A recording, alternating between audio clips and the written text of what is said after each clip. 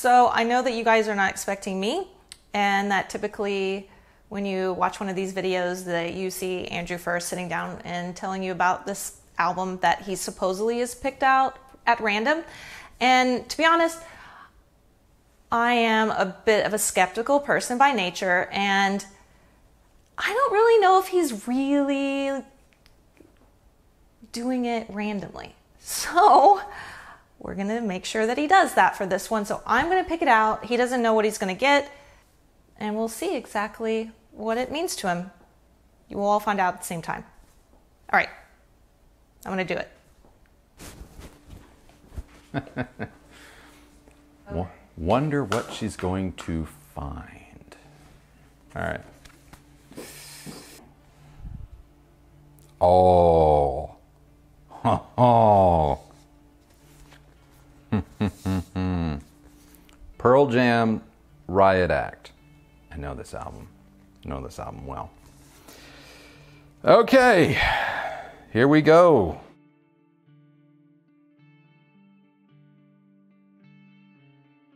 Wow.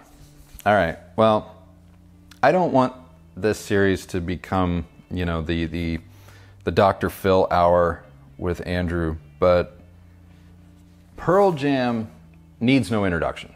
Straight away. Pearl Jam needs no introduction. I don't know if you would consider Pearl Jam's Riot Act to be one of their more known albums. It's one of their later albums. Obviously, you know, you have 10 and all of those that probably get the lion's share of attention. This is actually one of my favorite Pearl Jam albums of all time. And I will tell you, the song I Am Mine and Thumbing My Way are, or I don't want to say are, but were, like kind of anthems for me. Like when I wasn't doing really well, I got sick a couple of years back, and I fell into a very, very, very deep depression. It was a very, very dark time for me. And I was doing a lot of not so good things to my body to try and self-medicate. And I would find that when I was trying to come out of this headspace that I was in, I would listen to this album.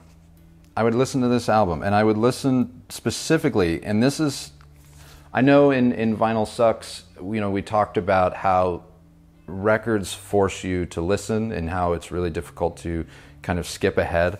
This album is really wall-to-wall good, but I, at that time, had a Bang & Olufsen linear tracking turntable, and it was very easy to skip ahead and repeat tracks, and it's a really cool feature of the Bang & Olufsen tables, and that's what I would do, is I would skip ahead to I Am Mine, which then is followed by Thumbing My Way, and I would listen to those on repeat, literally on vinyl on repeat, until I don't think those tracks, those grooves in this record sound good anymore.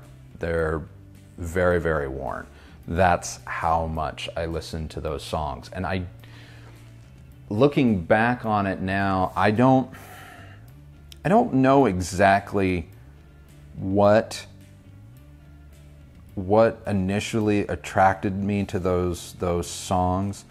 I know Thumbing My Way was about trying, for me, I don't pretend to know what Eddie Vedder was thinking, but for me, you know, it was wanting to escape, and it was wanting to, you know, get away from this kind of sadness that I was, this like sadness loop that I was in.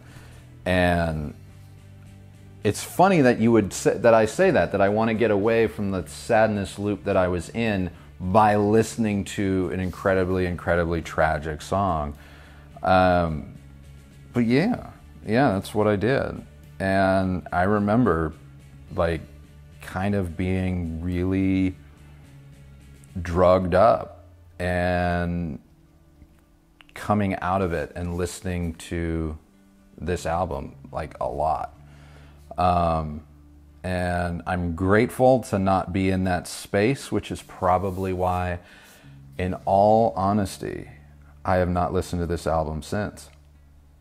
I literally have not put this album on the record player since getting well. And I don't know if I can. I don't know if I can play this record anymore. I'll never get rid of it. I mean, I know that much. I'll never get rid of it. But I don't know if I listen to this anymore. I don't know if I ever will listen to this anymore. It's so ingrained with this time that it's not something that now the memory is of something kind of very dark and very bad. And the music got me through the dark period, but in doing so, it absorbed it.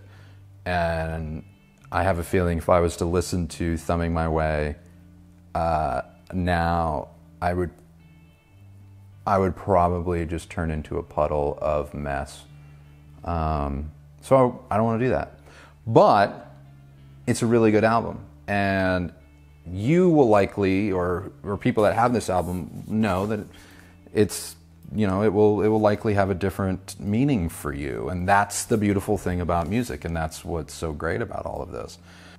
I do know at one point I tried to sell this album. That's how kind of it was with me, and I tried to sell it. And I had store credit, and I remember I walked around the whole store with the store credit and ideas of what I was going to buy, and then I asked for this back. So I may never listen to it again, but it will always be in my collection because I'm grateful to it. I'm grateful to it.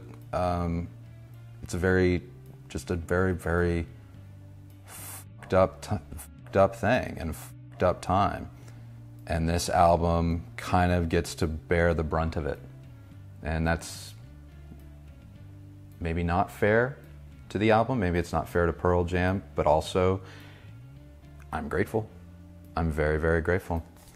So anyway, if you know this album, I would love to hear your thoughts about it. If you own this album, love it, hate it, have a similar opinion of it, or just Pearl Jam in general, you know, you can leave me a comment in the comments below.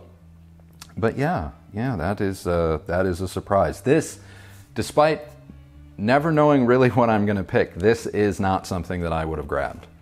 But now we've grabbed it, and we've gone there, and that's cool. That's cool. That's what this is all about.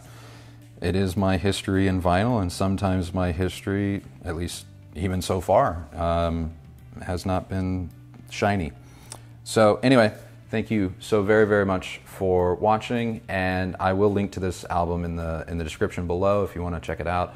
Otherwise, we'll catch you on the next one. Later.